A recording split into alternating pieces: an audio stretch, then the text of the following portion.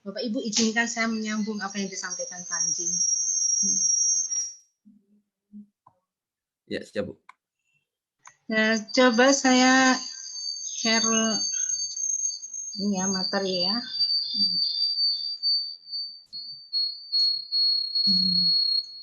Ibu, Bapak Ibu Bu apakah Estuti terlihat? agak berdengung ya? Iya. Ininya. Agak berdekatan sama Panji soalnya. Oh gitu, baiklah. Iya, cuman beda sekat saja. Oke. Iya, sebentar. Panji agak bergeser bisa. Sebentar ya. Berdengung sekali ya Bapak Ibu ya? Iya, saya agak kedengaran. Ya, udah sih Bu, kayaknya udah berhenti. Sekarang udah enggak ya? Ya, sudah. Maaf, ini ternyata langsung terima kasih saya. Sebentar.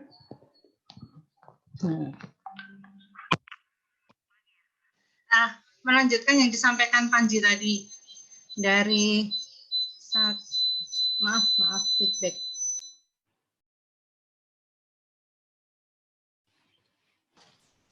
Bu, mungkin mic-nya Panji sama speaker-nya dimatiin aja gitu. Kayaknya biasanya kalau udah dimatiin agak berkurang. Ya udah Ibu, maaf. Tadi yang disampaikan Panji, kalau di tahun pertama program studi arsitektur seperti ini Ibu, Bapak, bahwasanya di studio arsitektur 1 itu ada di semester 1.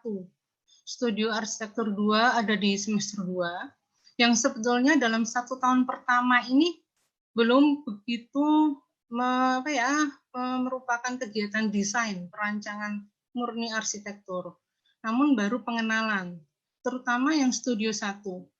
Studio 1 itu baru pengenalan bagaimana sih kita menggambar, bagaimana cara kita mengkomunikasikan gambar, kemudian bagaimana kita mengenali kaidah-kaidah cara menggambar.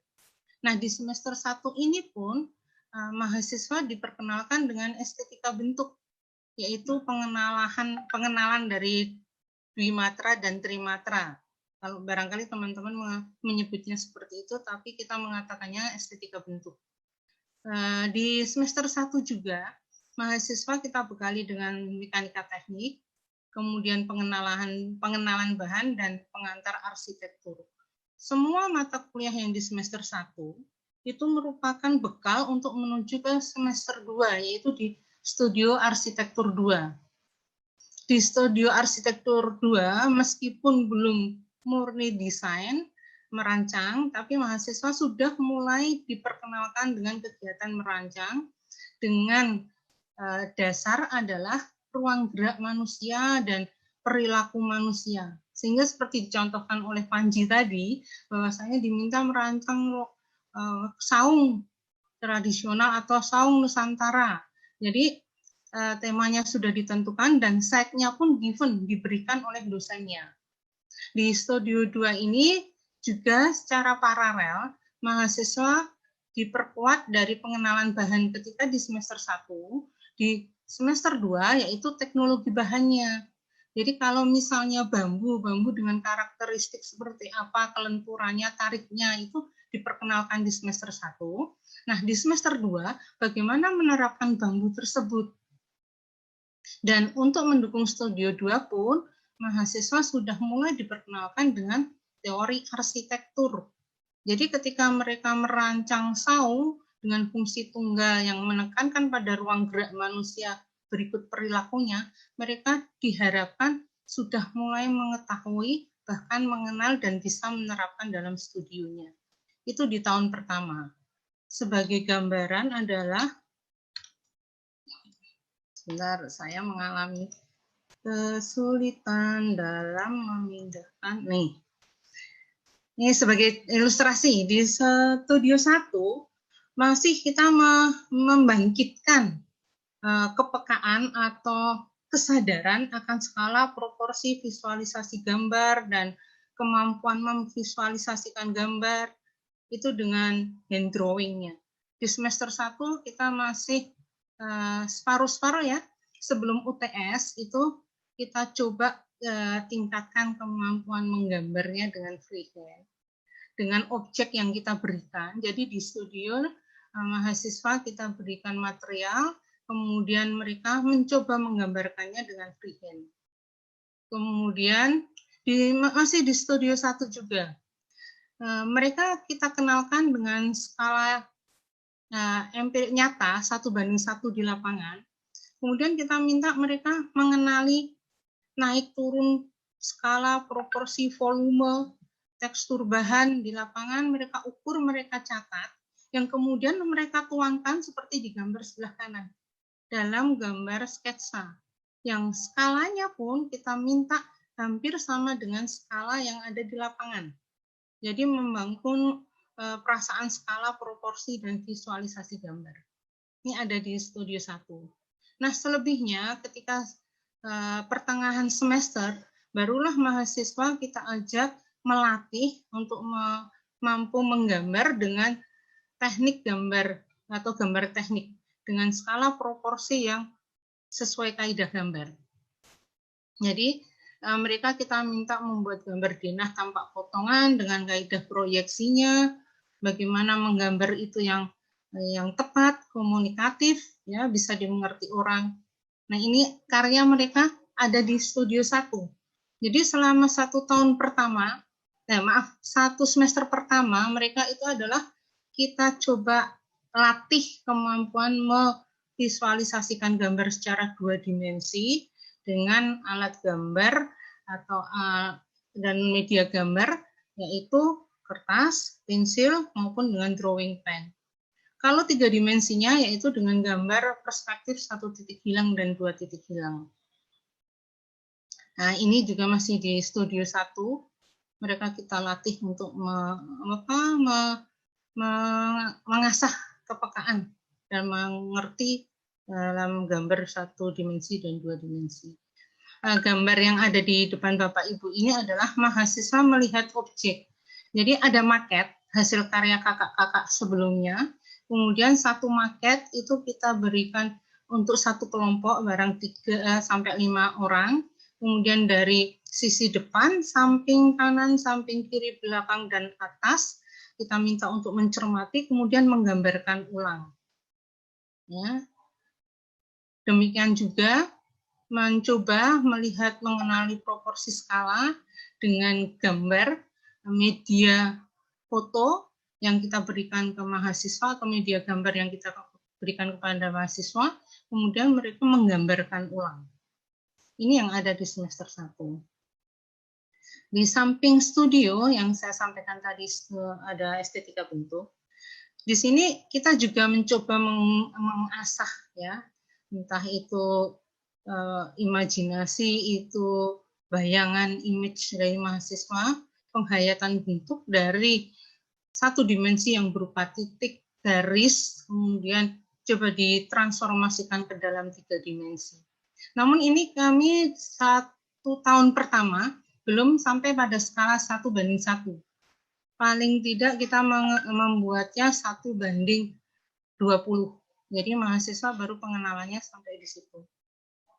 Ini juga di semester 2, dari transformasi ubahan-ubahan bentuk, garis, bidang, kemudian bagaimana mahasiswa bisa memberikan arti terhadap permainan garis dan bidang. Ada di gambar slide yang sebelah kiri. Sementara yang di sebelah kanan, seperti yang disampaikan Panji tadi, ketika tahunnya Panji diajak untuk membuat sebuah saung dengan fungsi tunggal, kemudian karakter yang harus tertuang atau dasar yang harus tertuang dalam desain tersebut, supaya adalah bisa menampung karakter maupun perilaku orang yang ada di bangunan tersebut. Kebetulan kalau bangunan ini ada contoh bangunan untuk kegiatan bermain anak-anak.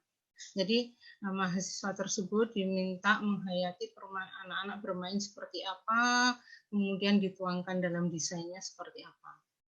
Dalam kegiatan studio ini tidak lepas kita mencoba mengajak mahasiswa dengan kompetensi menerapkan apa yang sudah didapatkan di kelas teori. Jadi ketika di studio 2 pada saat tersebut ya, studio 2, mahasiswa sudah mulai mengenal teori arsitektur, sudah mulai mengenal tentang sejarah arsitektur, Nah, coba dituangkan dalam desain mereka. Demikian Bapak Ibu sekilas yang bisa kami sampaikan. Dan ini ada, kalau tadi terpejit slide-nya, ini adalah kegiatan di semester 2 tahun pertama. Selain studio juga arsitektur tropis yang menjadi basic kami, ini juga menjadi dasar di kegiatan studio. Dan kepekaan ini kita gali dengan cara praktek lapangan, bukan sekedar teoritis. Demikian Bapak Ibu, terima kasih dari kami. Nanti kita diskusi panjang lebar. Terima kasih. Saya kembalikan ke Mbak Raras ya. Iya, terima kasih Bu Astuti dan Panji yang mewakilkan dari ITI. Sekarang kita lanjut saja ke presenter berikutnya dari UPH Universitas Pelita Harapan yang diwakili oleh Anis dan Dava ya. Boleh mulai di-share screen-nya. Ras, mau cek sound aja. Di tempat gue kayak agak berisik. Ini kedengeran nggak? Enggak kok. Enggak ya? Oke. Jelas kok. Tes. Oke. Iya, Dava. Iya, bisa Dava. Terdengar. Apa sih Panji? Salah kan. Buka email gue deh. Oke. Udah kelihatan ya. Oke, pertama-tama makasih banget untuk IAI, untuk Tatiana, untuk Traras dan Jackie yang udah mengundang.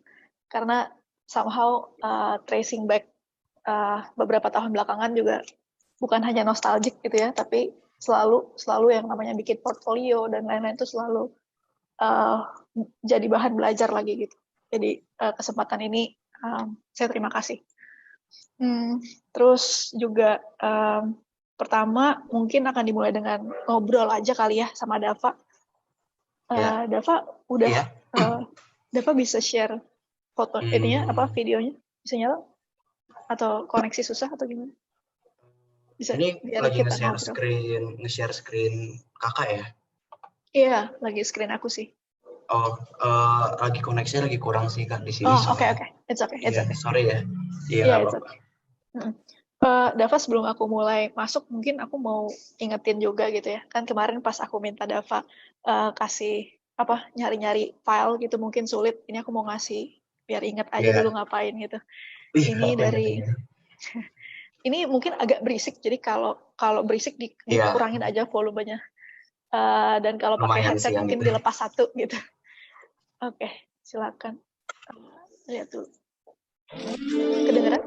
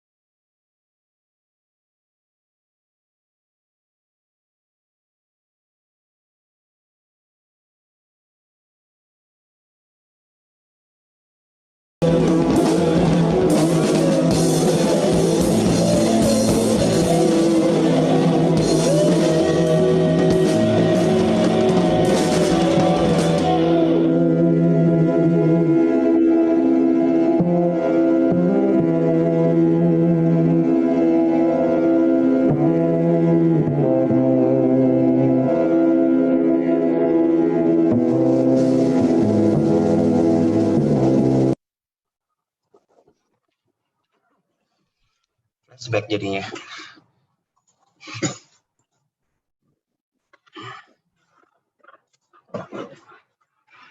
Kak Anis itu di mute. Sebentar, saya bingung ini pakai device banyak banget. Bentar. Oke, Dava tadi kedengaran kan ya suaranya? Jelas, sangat jelas. Sangat besar ya. Iya. Oke, gimana Dava coba? Ya. Mungkin aku pengen clarify dulu deh. Dava kan 2016 ya? Iya. 2016, terus dulu waktu karya tadi adalah karya Studio Dasar 2, jadi itu adalah final project dari semester 2. Kemudian dulu yang ngajar itu Studio Dasar 2 itu saya sempat udah masuk ngajar, namun sebelumnya di Studio Dasar 1 justru yang dosen-dosennya justru ada di sini juga, ada Pak Undi, ada Raymond, ada Annex ya. Nah, mungkin mau berangkat dulu nih Dava, kalau dari tadi kan beberapa presentasi sebelumnya kita dikasih trace nih dari depan seperti apa nih, saya mau coba kasih lihat belakang ya. Nah, kalau ngelihat belakangnya kayak gini nih di final project semester 2, apa sih yang sebetulnya kamu dapat dari awal Studio Dasar 1 yang terus build up sampai Studio Dasar 2 sampai membuat proyek itu gitu. Ya. Dengan background yang kayak gitu sih ya Kak ya, kayak kita selalu dicekokin hal-hal yang emang sifatnya konseptual, terus merasa, jadi kita bukan lagi sebagai penikmat, tapi jadi kayak lebih memahami bagaimana secara space itu kayak bagaimana, terus rasa-rasa di sana, bahkan dari suara, raba, dan lain-lain, itu emang semua tuh kita telusurin dan kita jelajahin di situ gitu. Sampai yang tadi, kalau yang tadi kan itu conversion itu kan emang kenapa ada lagu-lagu begitu, ruangan sempit dan lain-lain, karena untuk membuild up kayak kita sendiri jadi punya sense of surrounding, kita lebih paham gitu loh, bagaimana ketika transisi antara tempat yang lebih tinggi dan lebih rendah, terus tempat yang lebih sempit dengan lebih luas, tempat yang bersuara dan tidak bersuara, dengan tekstur tanah yang seperti apa, itu semua jadinya ya memberikan kita kayak banyak-banyak ide, hal-hal yang lumayan random, abstrak gitu, yang namanya yang kedepannya pada saat studio dan hingga DBR pun ide-ide itu bisa kita tuangin ke jadi sebuah karya arsitektural yang emang intensinya jadi eksplisit gitu loh, kayak kalau misalnya ingin menciptakan sebuah karya DBR yang berfokus kepada panca indera, atau misalnya berfokus kepada graveyard, skala, warna, dan lain-lain. Dan dari satu kata itu bisa ditelusuri, bisa dijabarkan, di-divide, pokoknya satu kata jadi bisa diverse lah. Karena dari semester itu kita cukukin hal kayak gitu mulu gitu. Kalau dalam tugas ini, Dava, specifically, dalam tugas ini kan waktu itu justru lagu yang diputar sebagai background dari video tadi itu kan sebetulnya lagu yang soalnya yang jadi soal. Jadi kita waktu itu ada sebuah gubahan musik gitu, judulnya Requiem. Terus kalau dilihat di layar ini ada di belakang, ini ketika lagi review terakhir ya, ini yang memberi lagu sih, ya inilah Pak Reza gitu. Terus di belakang ini ada apa nih, Dava? Kenapa banyak? Terus ini tuh karya kelas kan ya? Iya, jadi coba emang ceritain. Awalnya gini, dalam proses conversion ini kan namanya project conversion ya. Jadi pada awalnya kita semua tuh mencoba menginterpretasi daripada si lagu tersebut gitu loh. Lagu ini tuh apa yang lo rasa sih di sini gitu. Kayak coba kamu gambarkan dengan ekspresif secara abstrak pada kertas yang ada di belakang lihat itu. Jadi di belakang-belakang itu adalah bentukan dari banyaknya datum, elemen-elemen arsitektur, gambar-gambar elemen-elemen yang ada di gambar. Kita ekspresikan ketika kita mendengar lagu itu apa yang kita rasa, kayak begitu loh. Nah dari situ berangkatlah menjadi dibagi-bagi lagi kalau waktu itu ya, jadi tim-tim lagi, dan kita barulah mulai buat abstraksinya. Yang seperti dilihat di depan itu ada maket, itu sebenarnya kombinasi dari seluruh anak yang sudah di convert menjadi sebuah market gitu, dan akhirnya digabungkan menjadilah si conversion ini, jadi market yang berdasarkan Requiem. Berarti dari lagu Requiem terus jadi 2 dimensi, dari 2 dimensi jadi 3 dimensi, terus habis itu kalian kita lombain kan waktu itu. Jadi kita adu domba gitu satu kelas. Nah akhirnya terpilihlah sebuah ini satu karyanya Brian Benar. Christian Brian, terus kemudian tadinya karyanya marketnya pun 1:10, 1:20, yang sekarang dilihatnya 1:10. Kemudian karena waktu itu ya cukup chaos ya. Jadi di kelas itu betul-betul semua bangku kita keluarin dan Emang kerjainnya kita benar-benar akhirnya di kelas. iya, direalisasikan Iya. ukuran asli jadi 20-20, 10, 26. 10, 10. Oh, 10. Oh iya, 10. Sorry, kelebihan. Iya. 10 sama 20, 2, sekian. Tinggi Ya, ya. 2, ya, karena keterbatasan. Ceiling Ya gitu. gitu. Begitu, Oke. Kak. Oke. Terus mungkin sedikit lagi, Dava, aku mau tanya sedikit. Boleh. Kalau untuk mungkin yang menarik juga adalah waktu kamu dulu ngerjain ini, dulu mikirnya apa sih? Kayak ini apa-apaan gitu ya? Sangat sci-fi ya, kalau menurut aku pribadi. Science fiction banget gitu, kayak ibaratnya yang kita tahu selama ini kan kalau lihat bangunan, wah gila konkret banget ya, kotak harus begini, rigid, kayak gini. Tapi pada saat tahun pertama kita tuh emang dikasihnya bukan sesuatu hal yang technical, kita emang dibiarin get wild gitu loh. Jadi seliar-liar ya terserah mau mikir kayak bagaimana, mau tuh bangunan bisa dilipat, mau kayak bagaimana. Pada saat bikin ini pun ya nggak expect aja gitu, berangkat dari lagu terus pertama individu jadi grup, dari grup jadi satu. Itu kan perselisihannya kayak merasa kayak ibaratnya enggak gini kayak ya gitu lah. Oke. Segitu dulu ya, Dava.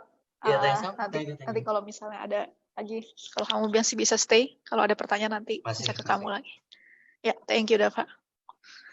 Oke. Ini saya balik lagi ke papan ini, Bapak Ibu semuanya. Sebentar. Oke, jadi kalau dilihat di papan ini, sebetulnya yang saya kotakin warna abu-abu ini adalah yang sudah lewat gitu. Kemudian nanti saya akan coba bahas secuplik-cuplik aja dari masing-masing ini. Ini adalah tahun terakhir gitu ya. Kalau kita kemarin Tatiana ada pesan untuk coba ngasih lihat perbedaannya antara tahun ke tahun. Mungkin ini juga sedikit aja. Jadi di tahun 2016-17 waktu itu 1:1 itu 10x10 itu karya kelas. Jadi di akhir itu mereka kita minta untuk betul-betul belajar untuk bekerja sama, dan itu bukan tanpa berantem gitu. Mereka berantem. Sebetulnya setiap tahun semua mahasiswa tahun pertama selalu berantem. Tapi nggak apa-apa. Terus 2017 dan 2018 ini di sini masih Annex ya yang jadi koordinatornya, Andreas Yanuar. Di sini kita waktu itu di challenge-nya kata kuncinya adalah ruang tunggu. Jadi bagaimana sih kita tuh memahami ruang tunggu, mahasiswa memahami ruang tunggu. Nah di sini yang dicoba di attack kalau di foto ini adalah ruang tunggu ketika mau menyeberang, atau justru ketika mobil menunggu ketika pejalan kaki menyeberang gitu. Nah akhirnya yang mereka buat adalah sebuah happening installation berupa pagar dari kain yang kemudian seakan-akan melindungi pejalan kaki yang menyeberang gitu. Walaupun ada yang bandel nih dia, kayak nyebrangnya nggak teratur. Tapi ini foto aja satu kejadian. Terus di 2018-19 tahun berikutnya lagi, ini adalah studio akhir dari studio dasar desain pertama. Jadi mereka kita minta buat sebuah wearable object. Jadi objeknya ini bayangkan benda ini bisa dipakai di tangan. Terus ketika benda ini kita gerakkan, ada elemen-elemen lain yang ikut bergerak gitu. Kemudian ntar saya jelaskan kenapa beda banget. Tapi kalau dilihat studio dasar 2-nya, final project-nya kurang lebih seperti itu. Kita selalu mengembalikan studio dasar 2 itu akhirnya pada bentukan-bentukan yang sangat menubuh gitu. Biar ada pengalaman belajar apa yang mereka rancang, itu kalau kejadian seperti apa sih rasanya. Nah ini kalau tadi di 2016 itu kita dari musik ya ke instalasi, di 2018 itu kita dari makanan. Gimana sih pengalaman makan? Nah, pengalaman makan itu apanya dulu nih yang dilakukan? Rasa apa dulu yang ada di dalam mulut? Nah, berbagai approach itu bisa kita ambil untuk terus dijadikan desain gitu. Kita ubah pengalaman makan menjadi pengalaman ruang, pengalaman rasa di mulut menjadi pengalaman ruang. Kemudian, nah ini beberapa lagi ini keberlanjutannya ada di pameran-pameran gitu ya oleh mahasiswa. Oke, itu yang udah lewat. Nah, yang terakhir, sebenarnya ini juga udah lewat. Yang terakhir, ini ya sedikit aja beberapa buku wajib gitu ya. Namun yang paling wajib juga adalah jajaran dosennya gitu. Kebetulan di kampus kami jumlah mahasiswa dibanding dosennya itu perbandingannya 1:8 sampai 12 gitu. Ini adalah momen-momen ketika dosen sedang memberikan kuliah di depan, ada Ardi, kalau ngasih kuliah selalu duduk gitu ya. Ada idola saya nih, Tatiana di sini. Kemudian Pak Undi gitu. Pak Undi adalah dosen saya juga dulu di sini sebelum saya lulus jadi dosen lagi, belajar lagi jadi dosen. Nah, ini suasana kelas yang kalau kita lagi asistensi ya bisa betul-betul sedekat dan sesantai itu gitu ya. Ini Pak Alvar, kajur kami yang lagi mencoba sebuah instalasi. Nah, ini Pak Ari, dosen saya juga. Kemudian ada kelasnya Emmanuel di sini juga hadir. Ini adalah pendukung. Jadi studio dasar desain itu tidak berdiri sendiri, melainkan didukung oleh mata kuliah lain gitu. Ada pengantar arsitektur dan pengantar teknologi bangunan di semester pertama. Di semester kedua sejarah arsitektur dan bahan konstruksi. Terus ya kalau kita masuk ke dua ini ya, saya mungkin memberikan gambaran besarnya dulu aja. Yang membedakan studi dasar pertama dan dua adalah besaran skalanya. Jadi ketika di pertama itu kita selalu mencoba mengenalkan objek dulu kepada mahasiswa. Dari objek kita mulai bergeser ke ruang. Nah, di ruang itulah baru kemudian kita kita berikan sebuah kata kunci yang membuat mahasiswa jadi berpikir gitu tentang ruang. Dan biasanya terkait dengan ruang dirinya. Itu apakah ruang tunggu tadi atau ruang transisi atau ruang apapun, tapi masih skala satu individu gitu. Nah, di terakhir memang biasanya itu topik yang kita berikan itu kemudian akan berubah menjadi 1:1. Namun dalam 2019-20 kemarin, ya karena pandemi kita nggak mungkin bikin 1:1, akhirnya kita rubah sedikit di terakhir gitu ya. Taras, ini waktu gue masih berapa lama ya? Tinggal 30 detik lagi. Oh ya udah. Oke. Gitu aja. Ini mungkin saya lebih cepat aja. Jadi ini tugas pertama itu sebelum UTS ya. Kalau ini studio dasar 1, UTS tuh di tengah sini. Di tengah sini. Nah, sebelum UTS tuh mahasiswa lihatnya objek gitu. Ini membedah paprika, kemudian membedah personal objek yang sebetulnya bisa di-disassemble. Bagaimana terhubungnya sih satu sama lain. Terus ini kita jalan-jalan ke taman lapangan Banteng. Terus kita juga jalan-jalan ke NTT, ke Nusa Tenggara Timur. Di sini juga kita bikin mahasiswa berantem dengan minta mereka bikin collective exhibition satu angkatan. Kemudian ada ini udah mulai masuk ke personal space. Di sini ada, ini kalau nanti mau bertanya mahasiswanya juga hadir di sini. Kemudian, nah ini di studio dasar 2, kita selalu minta teman-teman untuk pertama-tama scrutinize dulu, amati dulu. Kemudian cobalah berspekulasi dengan kata kunci yang ada. Kemudian cobalah respon itu dengan intervensi apapun gitu. Nggak harus bangunan, bukan bangunan, tapi elemen arsitektur. Apakah elemen arsitektur itu fisikal, lantai, dinding, atap, atau bahkan yang tidak fisikal seperti cahaya, suara, bau gitu. Dan itu jadi alat mereka untuk mengintervensi. Ya mungkin ya saya nggak mungkin bisa bahas semua sekaligus masing-masing gitu ya. Tapi ini masing-masing mahasiswa kita ini adalah tampilan-tampilan saat UAS gitu ya. Sorry, ini UTS. Ya. Oke, nampaknya saya udah harus selesai karena ngehang. Ya, ini dikit lagi. Komik. Nah, ini yang terakhir, karena kemarin pandemi, ini sedikit aja karena kita nggak bisa di kelas, jadi mahasiswa justru kita minta dengan topik yang sama, mereka coba menganalisa apa yang mereka temukan di rumah, gitu. Jadi, kembali ke rumah, tapi temanya masih sama, dan keluarannya adalah apa yang mereka bisa respon perihal pandemi ini. Personal space mereka di rumah seperti apa sih? Ini ada ceritanya, gitu. Ini oleh Dennis. segitu kali, Ras. Nanti mungkin bisa Iya. diskusi lagi. Ya, makasih Anis Ya, atas thank you. penjelasannya.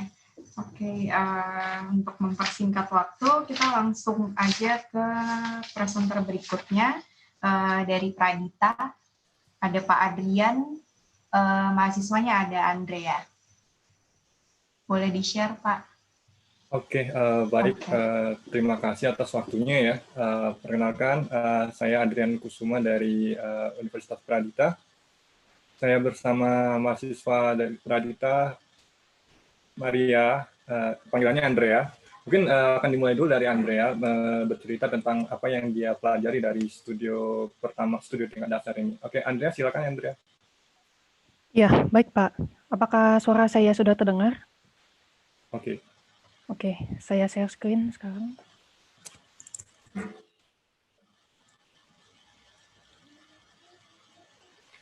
Ya, apakah sudah kelihatan? Ya. Ya. Jadi di sini selamat sore, hadirin. Saya mau cerita sedikit tentang desain arsitektur yang sudah saya jalani, Studio 1 dan Studio 2. Jadi untuk di Studio 1 ini, kita pertama-tama itu belajar tentang Dwimatra dan Trimatra untuk ordering principle. Jadi di sini kita tuh bisa tahu, saya itu mempelajari aspek-aspek pembentuk ruang yang nggak selalu solid, tapi juga bisa jadi void, lalu bisa kita kombinasikan, ketinggiannya, kita bisa buat dia abstraksi dari inspirasi saya dulu, biasanya saya suka dengan hewan begitu. Jadi di studio-studio ini saya mempelajari banyak sekali ya, dan itu saya kembangkan terus. Seperti yang di sini juga saya menggunakan abstraksi dari bidang dasar lingkaran. Jadi di bidang dasar ini saya coba naikkan menjadi tangga yang semakin lama semakin mengecil. Ini saya kombinasikan dengan dulu tugas sequence. Sequence, jadi kita diminta untuk memperagakan aktivitas atau sequence aktivitas sehari-hari, di mana saya di sini memilihnya berjalan sampai duduk, begitu. Jadi bagaimana kita bisa menciptakan ruang dan menciptakan fasilitas yang menunjang sequence tersebut. Saya membuat seperti ini. Ya, lalu selanjutnya ada volumetric. Jadi di sini kita mengeksplorasi tentang gradasi, perubahan bentuk, baik itu secara serial plans atau serial lines. Jadi untuk di sini adalah maket sendiri, ini buatan saya. Saya mengeksplorasi bentuk bagaimana agar dapat terlihat apik, tapi terlihat runtut dan membentuk sebuah unit yang baru dari gabungan-gabungan sequence ini. Lalu untuk transformation, nah untuk yang ini proyek saya kolaborasi dengan Anggita Madan, teman saya. Jadi di sini saya belajar, biasanya kan kita bikin market sendiri gitu, menuangkan ide sendiri. Di sini saya rembukan barang dia, bagaimana caranya kita mau bentuk apa nih, terus kita bikin dua bentuk paling dasar di arsitektur itu, biasanya kita transformasikan segi 4 ke segitiga gitu. Jadi di sini kita bisa melihat ini bagian sebelah kiri adalah bagian Anggit dan bagian kanan adalah bagian saya yang seperti segitiga ini kayak puding.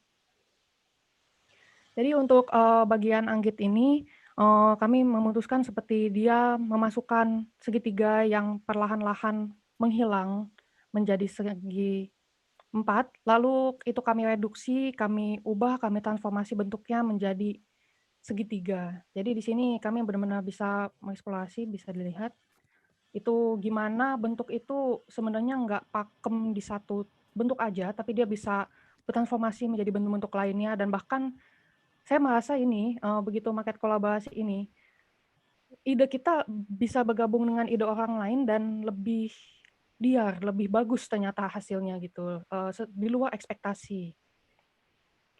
Ya. Lalu selanjutnya ini adalah UTS.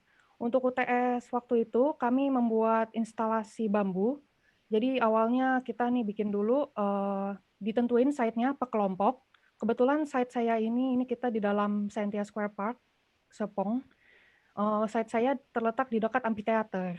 Nah, dari situ kita membangkitkan konsep abstraksi dari sebuah harpa.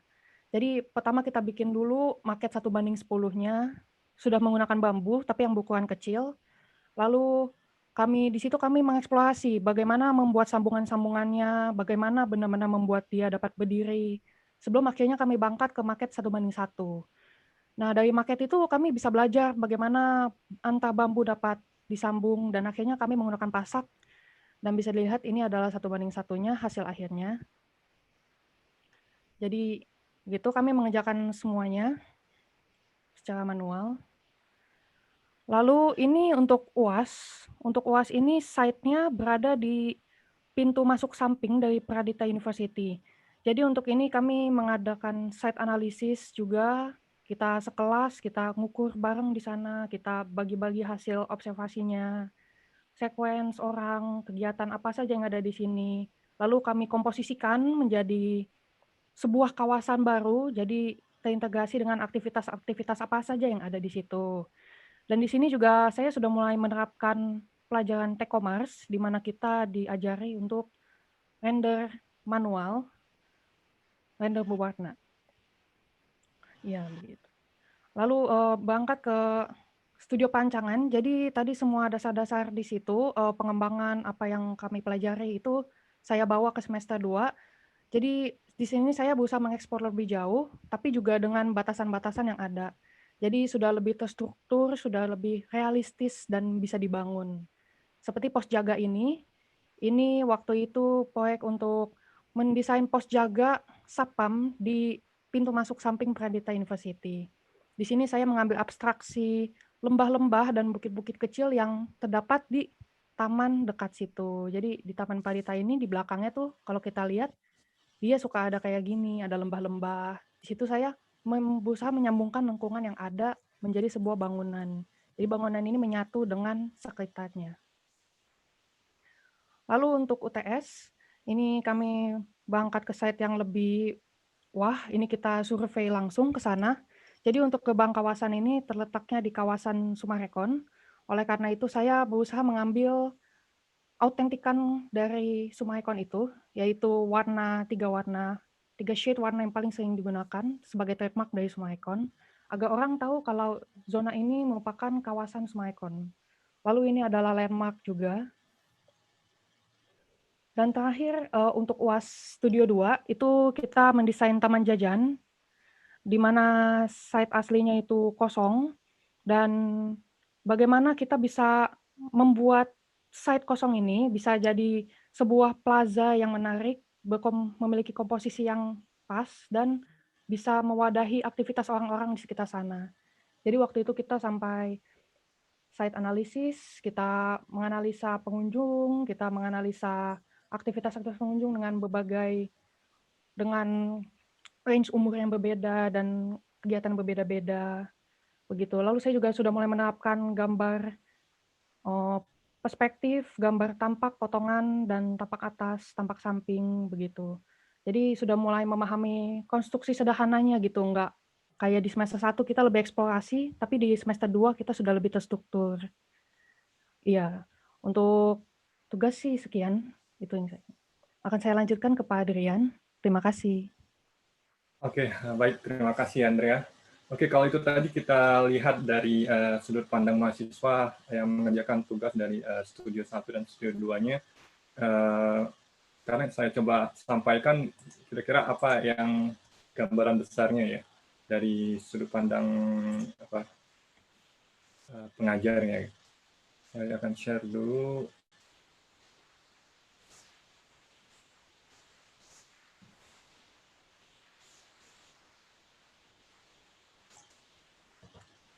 Oke, jadi kalau di Pradita, tahun ini Pradita masih baru ya, baru ada 2 angkatan.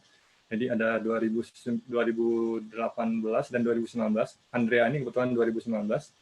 Jadi kalau di Pradita itu kita punya studio desain itu nama kita sebutnya desain arsitektur ya. Dan itu ada dari ada 6 semester. Jadi dari desain 1 sampai desain 6. Terus setelah itu baru langsung masuk ke studio TA. Jadi kita membuat kesinambungannya ini dengan mengatur apa-apa aja yang disiapkan. Dan untuk yang desain arsitektur 1 itu lebih kita tekankan sebagai studio dasar. Jadi sebagai perbandingannya ya untuk di studio 1 ini, semester 1 ini ya istilahnya ya kita masih bebaskan. Kita belum menginjak, belum memberi fungsi gitu. Jadi seperti yang tadi ditunjukkan, lebih banyak mencoba memberikan kepada mahasiswa dasar-dasar dari prinsip-prinsip desain gitu.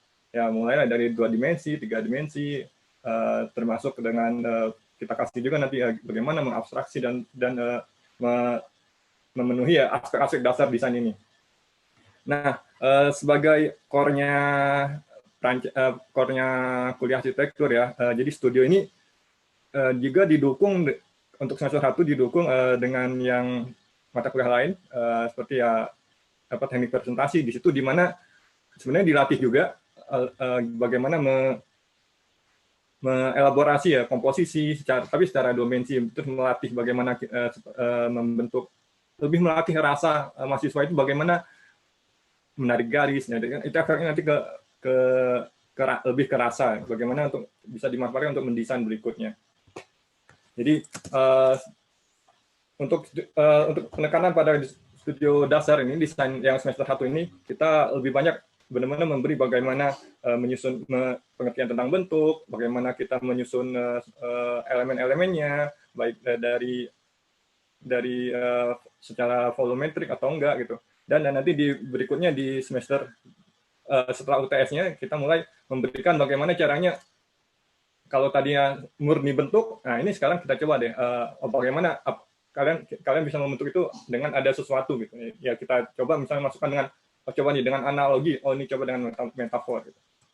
Jadi seperti tadi yang sudah ditunjukkan, kalau yang di awal-awalnya ya masih murni, benar-benar untuk melatih sense-nya mahasiswa. Ya kita pancing dengan beberapa simulasi ya. Jadi ya mereka mencoba akan mendapatkan bentuk-bentuk yang mereka rasa memenuhi apa yang diberikan dari tugas tadi, misalnya tadi kan ada ordering principle dan sebagainya.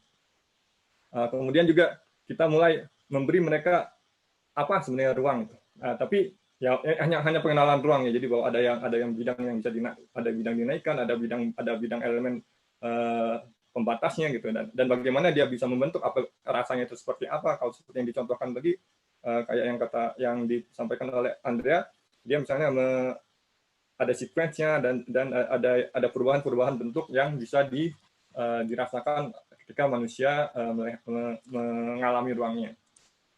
Termasuk juga semua eksplorasi dari standar yang ada di dalam prinsip dasar, misalnya kita bermain dengan simetri, aksis atau hierarki dan sebagainya. Kemudian kita juga mulai masuk ke dalam bentuk lebih ke dalam volumetrik. Jadi kita entah itu nanti bisa di dalamnya bentuknya serial sebagai suatu garis ya, atau juga serial sebagai suatu bidang. Nah, untuk lebih memberikan untuk mengenalkan sense skala ya.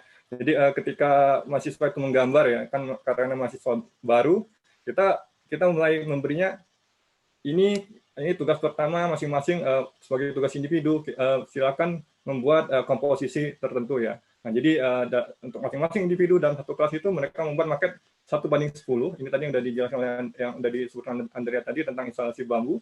Nah, kemudian dari satu kelas itu dipilih untuk 5 hanya 5, dan 5 itu akhirnya dibentuk untuk menjadi kelompok. Nah, di situ dielaborasi lagi desainnya, dimantapkan lagi, dan karena ini akan menggunakan material bambu, kita mengundang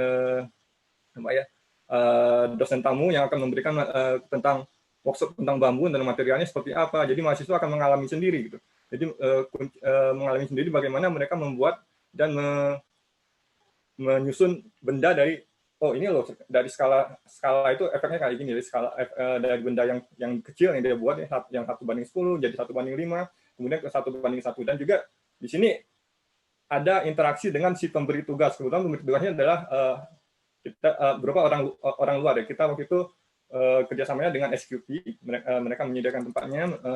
Jadi mahasiswa benar-benar dilatih untuk ya presentasi, bagaimana menyelesaikannya. Jadi bisa bagaimana dari sesuatu yang digambar, sesuatu yang dibentuk dari market kecil, diolah lagi jadi market besar, kemudian jadi 1:1. Jadi untuk menumbuhkan sense of scale itu, Bapak. Jadi ketika dasar untuk ke desain berikutnya itu, oh ini loh perubahan skala itu loh. Oh ini yang dirasakan ketika kita menyusun sesuatu gitu. Nah, kemudian itu tadi setelah masa UTS tadi, baru kita memasukkan, kita coba bentuk yang apa yang sudah kita beri tadi tuh ini nih, kita coba bentuk dengan ada ide tertentu gitu. Kita bisa menggunakan ide analogi, ide metafor. Jadi dan di UAS-nya sebagai tugas akhirnya di studio dasar ini dielaborasi semua dari keseluruhan satu semester untuk diwujudkan pada satu desain gerbang. Walaupun ini masih lebih elaboratif, kita belum walaupun kita sebutnya gerbang, tapi ya masih elaboratif. Kita tidak menagihkan skalanya seperti apa, materialnya seperti apa, konstruksinya seperti apa. Ini masih lebih ke pembentukan ide-ide yang sudah dipelajari selama 1 semester. Nah, dari studio tingkat dasar ini mulai masuk ke semester 2 itu udah mulai kita masukkan fungsi. Seperti tadi yang sudah ditunjukkan, udah mulai ada pos jaga, di situ kita udah mulai memberikan fungsi gitu. Fungsinya seperti apa, aktivitasnya seperti apa, kebutuhannya seperti apa. Termasuk setelah itu ditingkatkan lagi, meningkat lagi seperti tugas keduanya tadi adalah gerbang, kawasan, dan landmark. Dan ditingkatkan ke gerbang ketiga, tugas ketiga itu berupa taman jajan. Dan untuk ke tingkat keduanya itu mulai masuk yang ke desain yang hunian. Jadi untuk dirangkumkan bahwa studionya ini lebih memberikan pengalaman-pengalaman yang bagaimana mengolah, mendapatkan rasa untuk menjadi dasar dia mendesain pada studio berikutnya. Oke, sementara sih itu dulu dari kami, nanti mungkin bisa dielaborasi lebih lanjut. Terima kasih.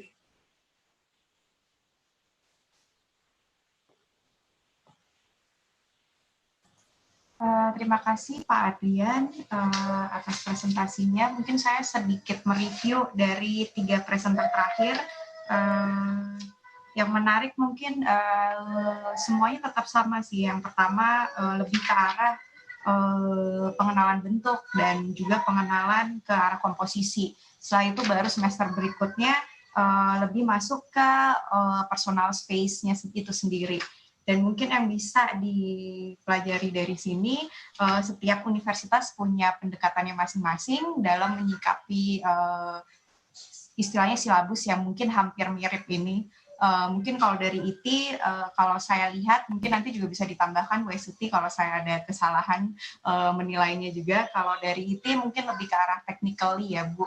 Kayak saya lihat banyak sekali, maksudnya lebih ke gambar kerja, lebih ke arah fungsi yang didorong lebih ke arah situ ya, lebih ke arah teknisnya ya Bu. Iya, diawali seperti itu. Iya. Sementara kalau UPH mungkin yang menariknya adalah sampai ke akhir lebih ke arah dia tidak hanya sesuatu yang terlihat aja ya, tapi tadi sempat dimention juga tentang sense ya. Bahwa tubuh itu nggak cuma sesuatu yang ergonometri, bukan sesuatu yang terukur aja, tapi juga bagaimana tubuh itu berinteraksi dengan apa yang ada di sekitarnya. Jadi tadi mungkin yang nggak terlihat, angin dan lain-lain, itu bisa jadi salah satu sumber inspirasi ya. Bahkan dari lagu ya, pertama kali. Iya. Mungkin lebih ke itu, sementara untuk Pradita sendiri baru ada 2 angkatan ternyata ya. Yang ini menariknya adalah diperlihatkan juga perpindahan skala marketnya dari market 1:10 1:5 ke 1:1, termasuk tadi yang menarik juga kayaknya itu teorinya Unwin ya, yang soal defining space.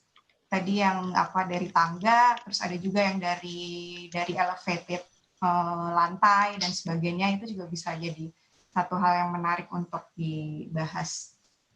Terus juga masalah analogi sama metafor, terus ini UTS sama UAS-nya ada tugas tersendiri gitu ya?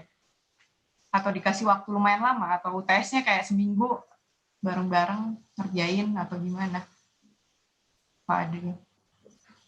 Oh, enggak, langsung aja itu. Jadi biasanya tugas studionya, kalau yang awal tadi dia itu tugas per hari biasanya, per minggu. Per hari. Tapi kalau yang untuk UTS sama UAS ya dia mungkin agak lebih panjang. Oke, baiklah.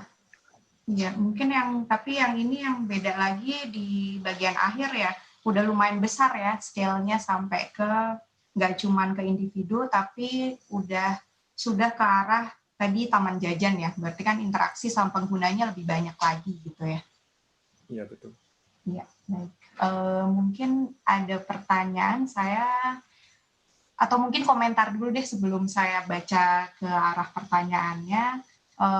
Mungkin ada dari Bapak Ibu presenter yang ingin memberi pandangan soal presentasi yang lain atau memberi komentar gitu, saya persilahkan.